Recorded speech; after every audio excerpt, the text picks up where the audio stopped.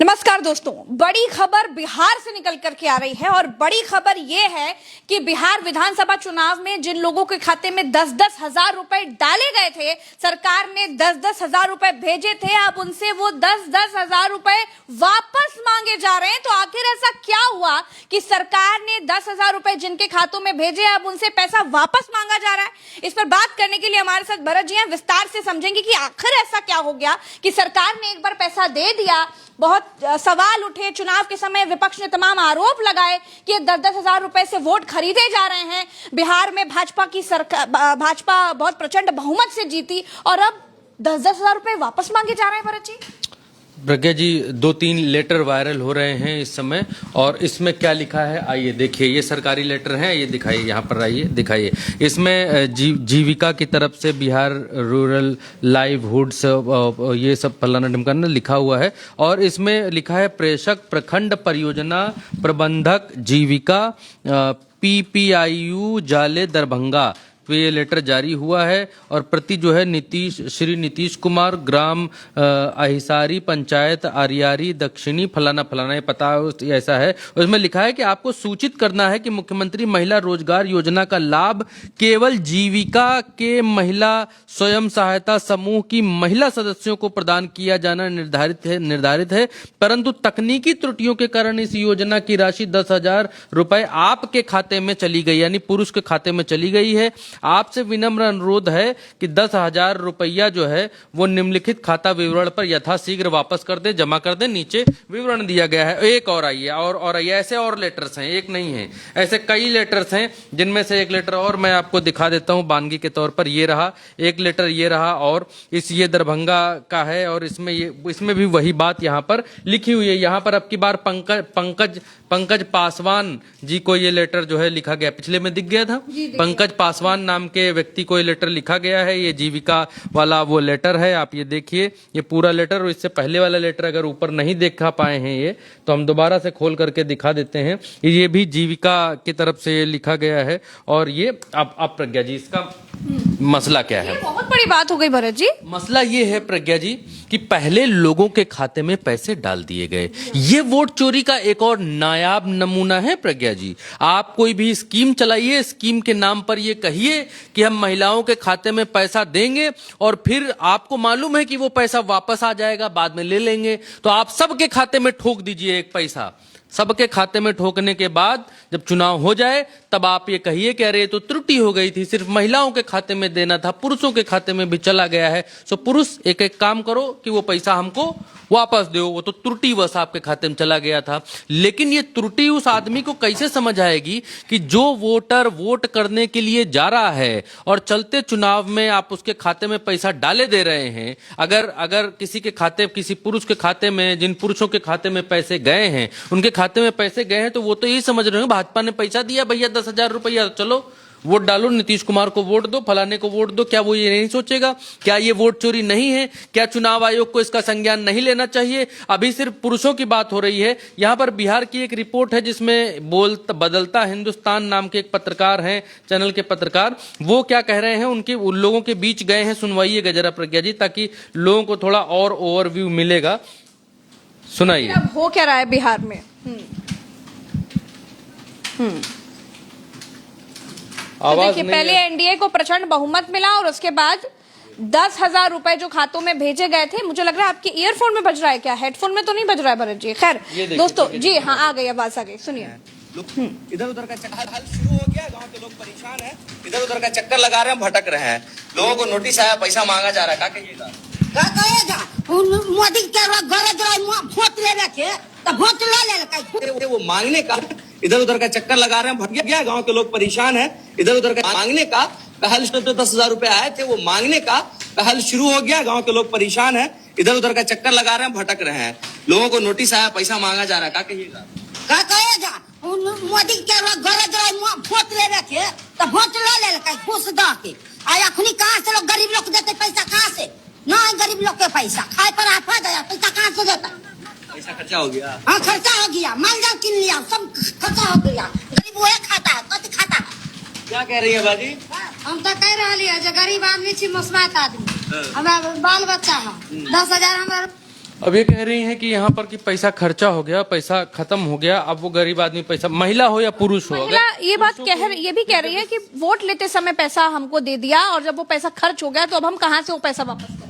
जी प्रज्ञा जी, और एक चीज और है कि यहाँ पर आरजेडी की तरफ से क्या कहा गया है वो भी दर्शकों को दिखा देते हैं। बिहार की जो विपक्षी पार्टी है आरजेडी, वो क्या कहती है आइए दिखलाइएगा। आरजेडी कहती है कि बिहार में एनडीए नेताओं और अधिकारियों को रिश्वत देकर वोट खरीदने और सत्ता पाने की इतनी हड़बड़ी थी कि बेचारे भयंकर गड़बड़ी कर बैठे। बेचैनी और असुरक्षा इतनी ज्यादा थी कि महिलाओं के बजाय 10,000 रुपए पुरुषों के खाते में भेज दिए। अब पुरुषों को 10,000 रुपए लौटाने के लिए लव लेटर लिखे जा रहे हैं। बिहार में भुखमरी, महंगाई, पलायन, बेरोजगारी इतनी अधिक है कि ये 1000 तो जिस वक्त डाले होंगे उसी समय खर्च हो गया होगा। बेचारे पुरुष अब ये लोन राशि बिल्कुल भी नहीं लौटाएंगे क्योंकि पहले उनका वोट लौटाओ। ईवीएम धांधली, वोट खरीदी, वोट चोरी और मशीनरी से बनाई सरकारों को कितने दिन छुपाओगे, सच एक दिन बाहर निकलेगा। ये आरजेडी की तरफ से ट्वीट किया गया है और इसमें ये बतलाया गया है।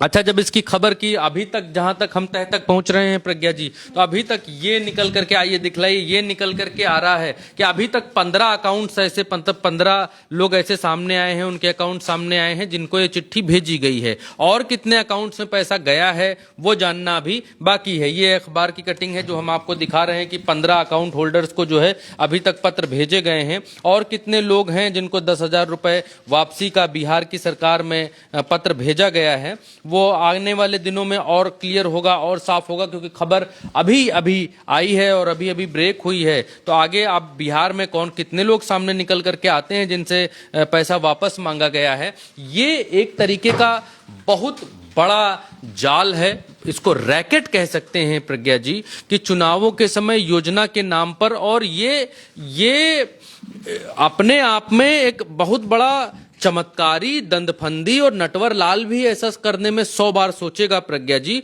उसके भी दिमाग में इतना गजब गुड़गुड़ाता हुआ आइडिया नहीं आ पाएगा कि किसी भी योजना के नाम पर आप योजना चलाइए। आपको अगर जीत हासिल करनी है तो आप योजना चलाइए और योजना चलाने के बाद सबके खाते में पैसा डाल दीजिए।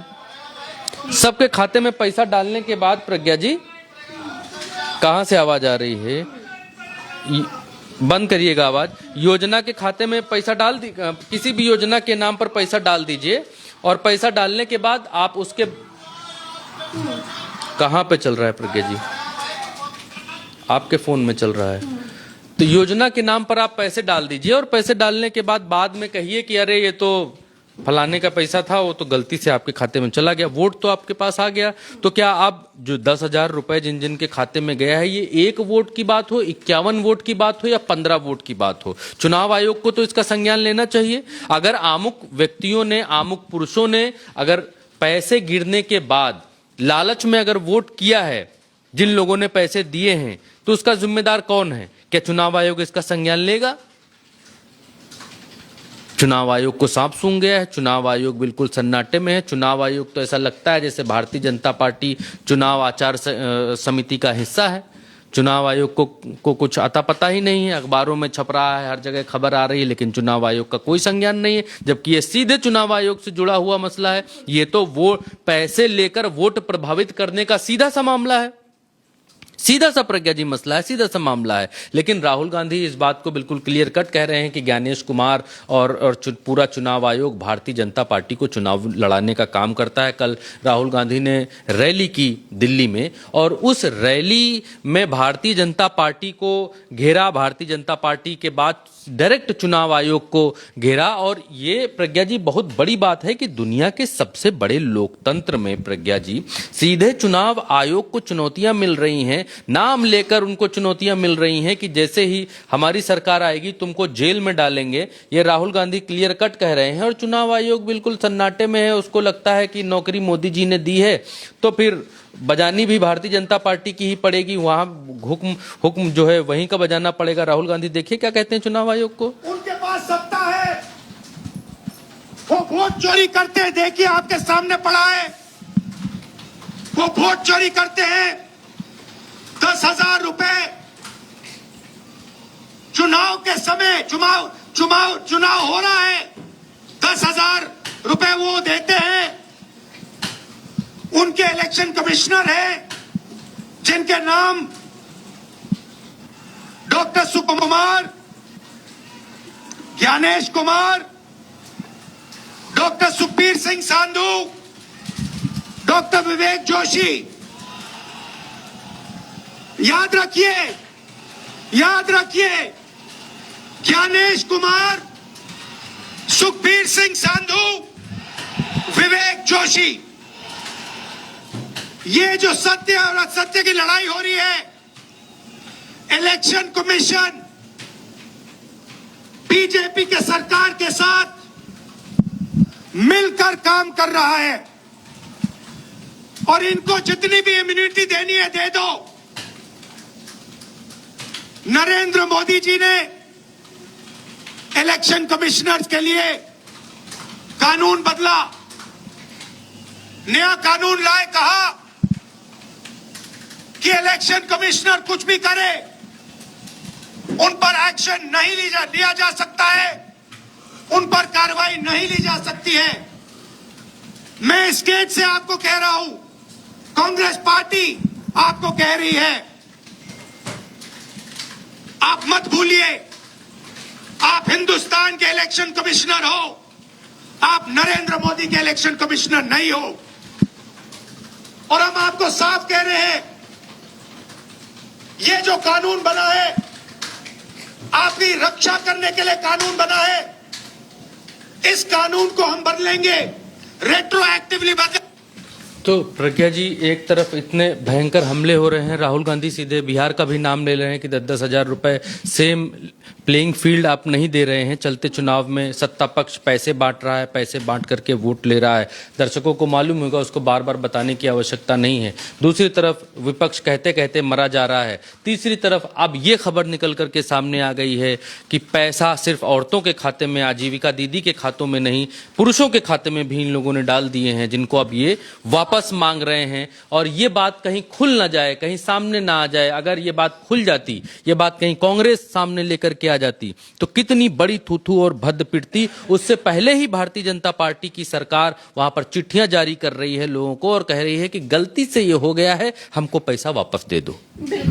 तो ये बहुत बड़ा सवाल है कि अब जिन लोगों के खाते में, जिन गरीब लोगों के खाते में ये पैसे थे, अब वो कैसे इस पैसे को चुकाएंगे, वो भी तब जब चुनाव हो चुका है। तो बहुत सारी चीजें खुलकर सामने आ रही हैं और ये बहुत बड़ी खबर थी जो बिहार से निकल करके आई थी कि जो 10,000 रुपए लोगों के खाते में भेजे गए थे, अब वो सरकार वापस मांग रही है। क्या कुछ था इसके पीछे, हम बात करते हैं। हम फिर मिलेंगे आपसे एक अगली चर्चा में। अभी के लिए इतना ही।